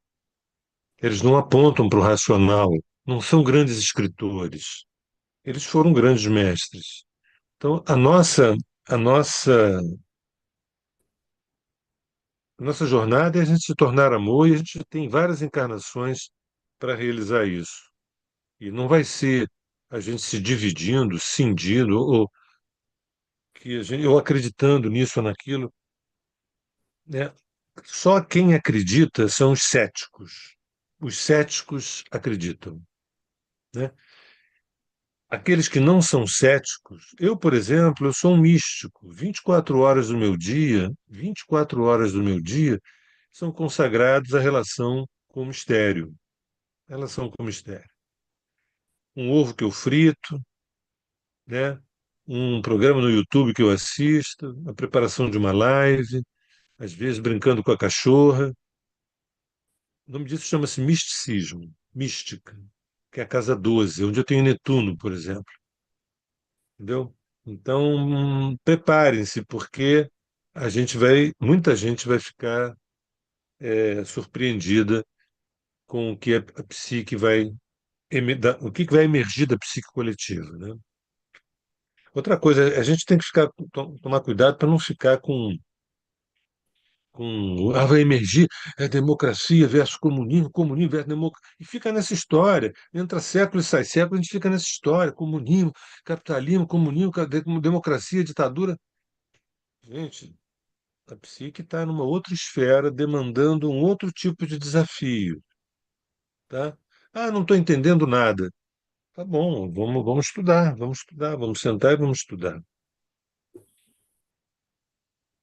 Estudando um pouquinho de história, dá para perceber os ciclos de centralização e descentralização do poder Isso, político, da territorialidade. É um fluxo e isso, refluxo, é uma espécie de respiração sociopolítica da qual isso, nós não escapamos, porque é parte desse movimento da psique coletiva, né?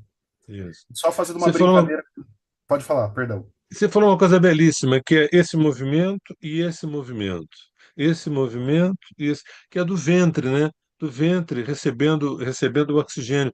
Esse momento aquariano, de Urano em Gêmeos, por exemplo, é esse movimento.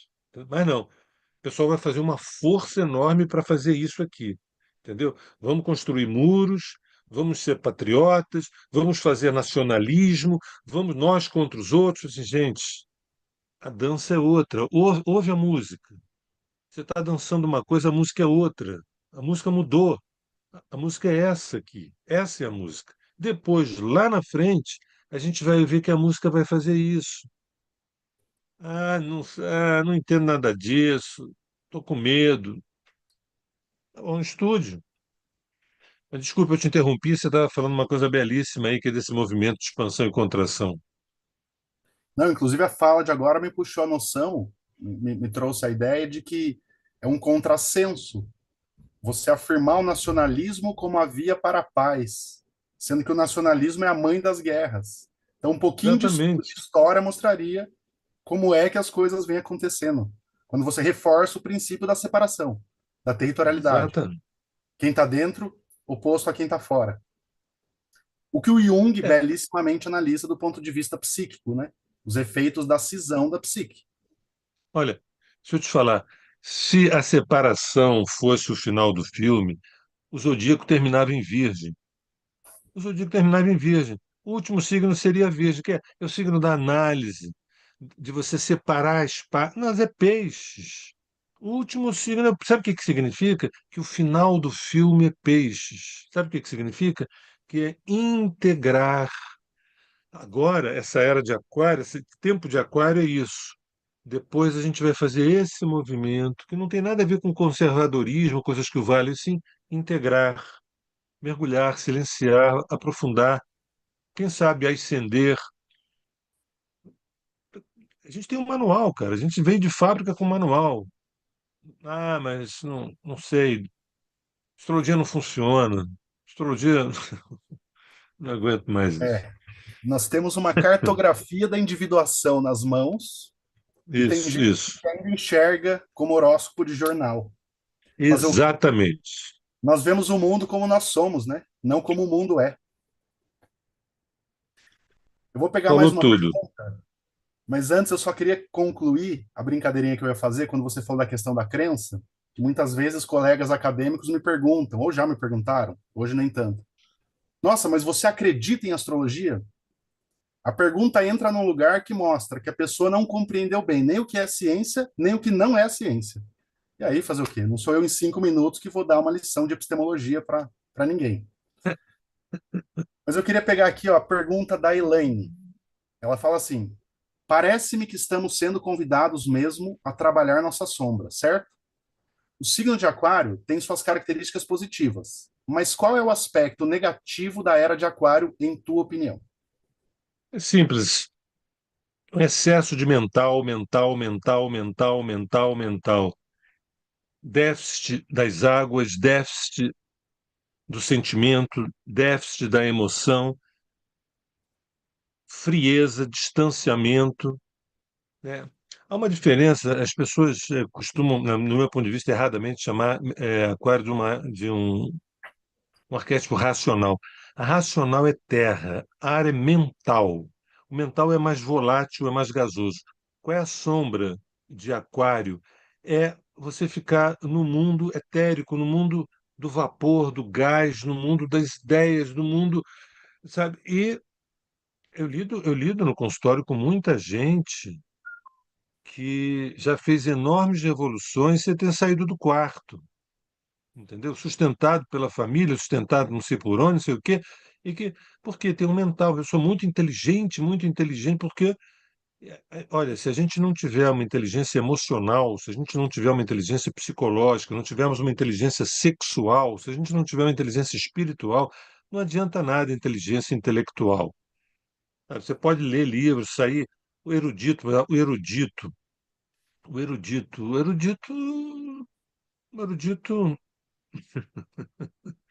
sabe?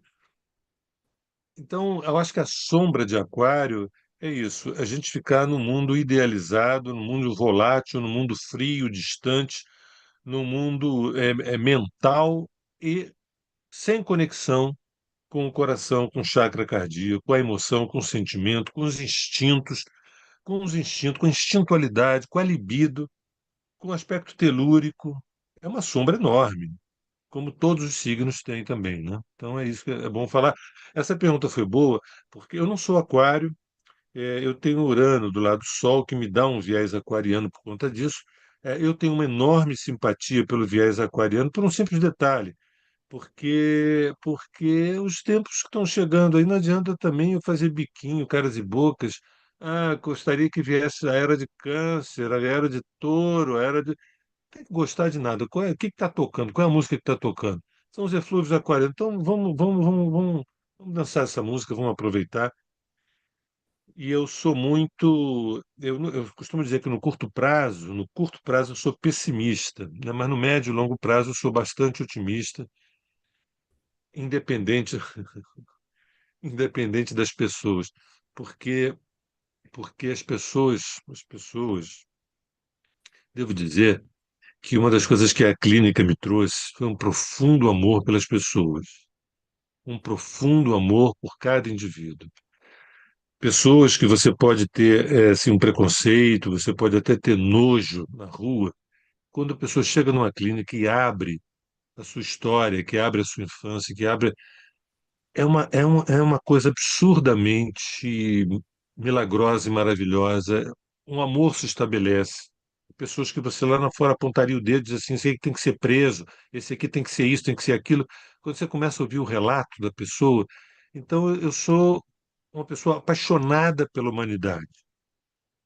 Posto isso, eu devo dizer que as pessoas passam.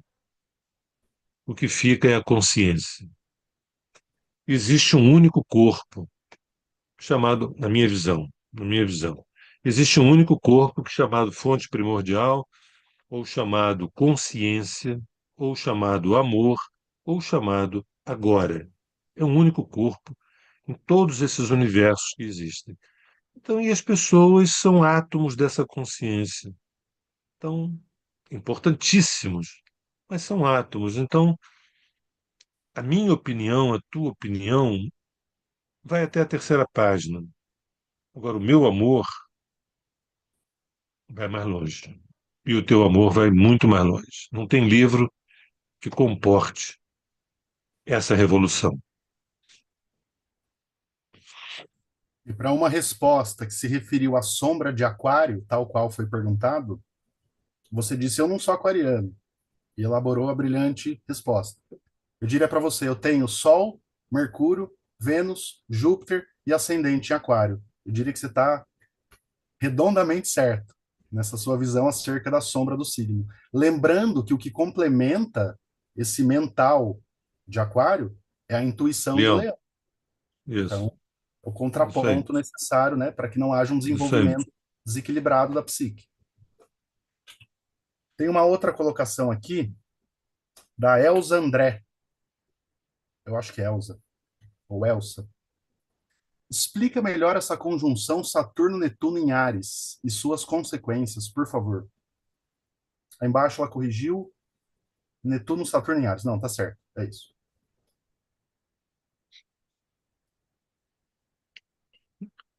Da seguinte maneira, Netuno é, são as águas, Saturno é um dique, Netuno é o oceano, Saturno é o continente, né? Então, a conjunção é o aspecto mais forte que existe, mais forte do que o sextil, do que o trígono, do que a quadratura, do que o quincunxo. Conjunção é o cônjuge, os dois estão na cama transando. Quando você põe, digamos, o superego, que é Saturno, nas profundidades, nas profundezas da psique netuniana, tem que ter muita sabedoria para lidar com isso. Porque o Saturno pode dizer assim, ó, tenho medo da loucura, hein? Tenho medo da loucura, tenho medo da loucura. É melhor a gente não falar sobre isso, é melhor não ouvir música assim assado, é melhor a gente não. Porque isso aí é satânico, isso é satânico, isso aí é coisa do. Né? Mas quando a gente tem sabedoria, o Saturno é estruturante. Ele olha para as águas da psique, das emoções, dos sentimentos, e dá um curso, ele dá um curso, ele dá um veio para que isso vá adiante. Então, o Saturno ele é estruturante, ele é disciplinador, ele é organizador, ele é uma referência maravilhosa. Mas, para a maioria dos mortais, não é isso que funciona. A maioria dos mortais é o seguinte: vamos reprimir o caos. Não, primeiro tem uma perversão antes disso, que é o seguinte: estamos precisando fazer um reset. Vamos investir no caos. Netuno, que é um aspecto dele. Quando tiver bem caótico, a gente senta o sarrafo saturnino e aí a gente põe uma nova ordem, uma ordem do nosso jeito. Infelizmente, isso não é uma metáfora, isso é o que deverá acontecer e a gente tem que estar preparado para isso, porque para a maioria dos mortais, a conjunção Saturno-Netuno é uma relação de tsunami com terremotos, com placas tectônicas mexendo, e não sei o que eu faço, não sei para onde eu corro, que é uma psique coletiva, né, que para algumas pessoas clama por repressão, entende? Clama por repressão. Vocês vão encontrar crescendo movimentos extremados de um lado ou de outro, né? Ah, só matando, só prendendo, só estuprando, só arrebentando, só não sei o quê, né? E pedindo a repressão, entende? Pedindo a repressão. Por quê? Eu não sei lidar com Netuno. Então, a tocha Saturno. O que é Saturno? Seria a repressão daquele suposto caos que eu não sei lidar. Agora, essa versão é uma versão perigosa que a maioria das pessoas vibram nessa versão. A minha versão é de que, sabe, você poder ler Lao Tse e compreender, você poder ler, digamos, poesia e compreender, entender e sacar. Você poder estudar matemática e ver a beleza da matemática, né? A poética da matemática, isso é Saturno-Netuno. É a razão, sim, tendo um caso de amor pelo subjetivo. Você imagina os dois se abraçando, o subjetivo e a razão ali se roçando, sabe? Um dando um beijo no outro e tudo, indo para a cama. Isso é uma conjunção de Saturno-Netuno. Mas não é bem assim que o povo entende, né? Netuno é uma ameaça. Tenho medo de enlouquecer, tenho medo de me perder, tenho medo de me misturar, tenho medo de. Repressão, então, baixa o cacete, repressão. Então, é essa história velha que a gente conhece. Antes da gente terminar, quero fazer uma última pergunta, e aí só avisando o pessoal, para quem eventualmente fez alguma pergunta e não deu tempo dela ser lida, uma sugestão é que entre na página do Compondo com Gaia no Instagram, mandem a pergunta no inbox ali, daí nós podemos pensar futuramente uma reedição para falar um pouco dessas perguntas que não foram respondidas. Então, mas antes de acabar, a pergunta do Roberto Leal. Ele fala assim: eclipse é sempre uma turbulência? Potencializa ou tira energia? Fico imaginando que vários eclipses em um mesmo eixo provoca deslocamentos. Ao que um eclipse nos convida? Nos convida. Ao que um eclipse nos convida. Então, usando o senso comum, usando o nosso profundo despreparo, a nossa sóbria ignorância, né? Qual seria a resposta para essa pergunta? Não, é ruim, é negativo, é péssimo, é horrível, é ocultação, é a vitória do inconsciente, é mau agouro, vai dar errado, caiu em que casa? Caiu naquela casa? Nossa, coisa horrível, entendeu? Não. Assim diriam os antigos, assim como falam da Lilith, da mesma coisa falam da Lilith, dessa maneira também, entendeu? Né? E assim falam dos eclipses. Mas eu fico com uma outra versão mais interessante. Os eclipses, o que que é uma ocultação? É uma introspecção, é uma introversão, é algo de maior acesso à subjetividade, entendeu? Então, se você entra na sombra, sem uma lanterna, sem um cajado, sem uma lanterna, complica. Então, se você tem um nível de consciência, o eclipse ele pode ser muito potencializador de você iluminar certas zonas sombrias, né? Tanto dentro da tua vida assim, pessoal, quanto na vida social.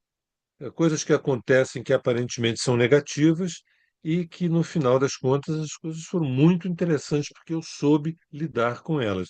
Então, os eclipses, eles podem, e para a maioria das pessoas, eles representam uma coisa negativa, e eu jamais falaria isso, mas os eclipses podem representar a potencialização do nosso acesso às zonas de sombra, tanto da sociedade quanto da minha vida pessoal, da minha relação de casamento, essas coisas todas. E o que eu acho que precisa ficar claro é que não existe nada ruim nem bom a priori. A priori não existe nada bom nem ruim. O que existe é eu não saber lidar com essas coisas todas, entendeu? Se eu ganho na loteria e eu não sei lidar, a minha vida vai se transformar numa ruína, entendeu? E se eu vivo numa situação precária, financeira e emocional, e eu sei lidar, eu sei me construir, eu vou sair disso. Eu vou sair disso. Inclusive usando aspectos cartesianos, porque essa coisa do cartesiano, nada é mal a priori. Dá a impressão de que, vocês são contra a razão, vocês que são os medievalistas, porque vocês são contra René Descartes. Ninguém é contra ninguém. Eu não gosto que uma coisa explique tudo. Então, a razão. Olha, eu fico muito pé da vida quando as pessoas dão todo o poder para a ciência. Eu acho a ciência tudo de bom, mas eu tive muitos exemplos de desonestidade intelectual no meio da ciência. Muitos exemplos. Para quem estuda a verdadeira história da humanidade, você fica enojado com a ciência. Enojado com a ciência, eu estou me referindo a arqueólogos que não podem falar a verdade, que não podem dizer a verdade porque tem estruturas acima, entendeu? Isso é ciência? Eu entendia que ciência era a busca da verdade, eu estava entendendo isso. Não. Quem é que patrocina essa busca da verdade?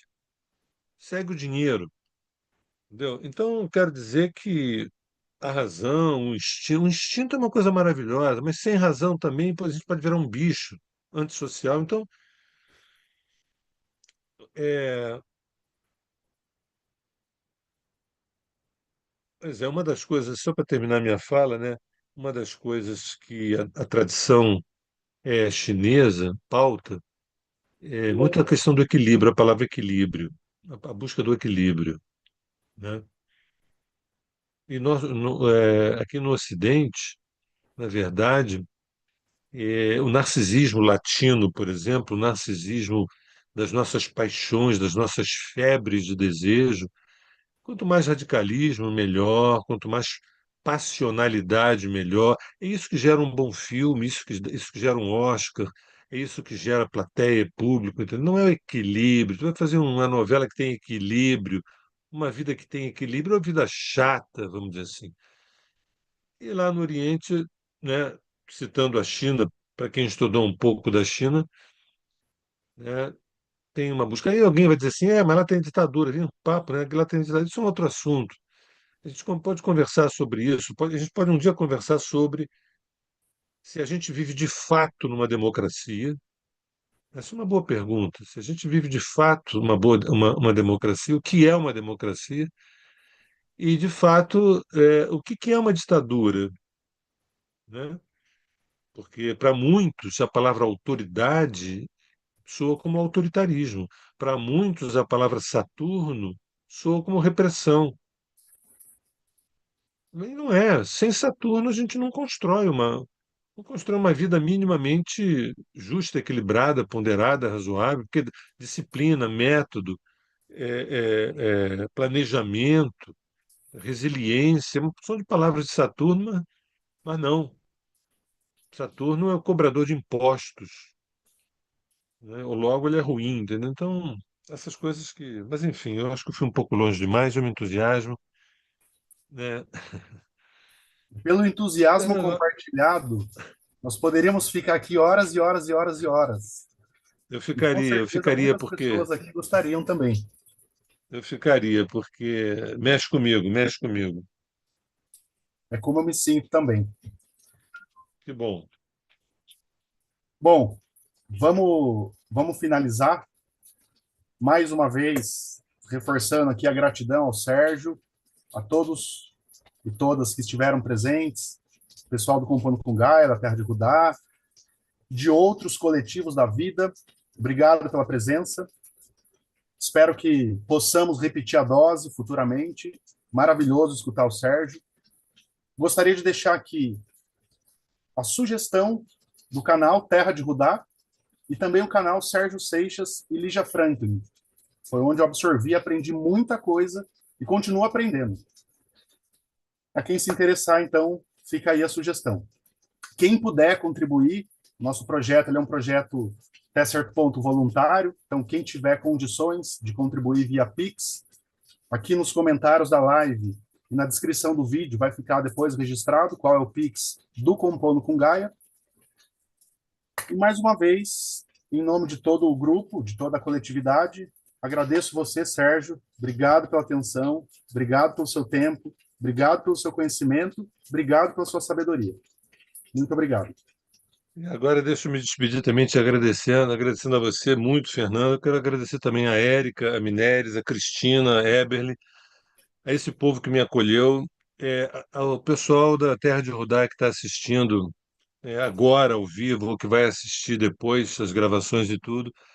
É, se aproxime do Compondo com Gaia, entre no YouTube, no Instagram e tudo mais, porque é um conteúdo muito interessante, são pessoas muito interessantes, vale a pena a gente ter uma aproximação, porque é um conhecimento. Eu gosto muito da seriedade, da profundidade, da ética, entendeu? E vocês parece que transpiram isso, e isso me toca profundamente. Então, aí o povo da Terra de Rudá possa conhecer melhor o Compondo com Gaia, e estamos juntos aí. Muito obrigado por tudo, a todos que nos assistiram, e é isso, como eu diria, até agora. Até agora. Muito obrigado.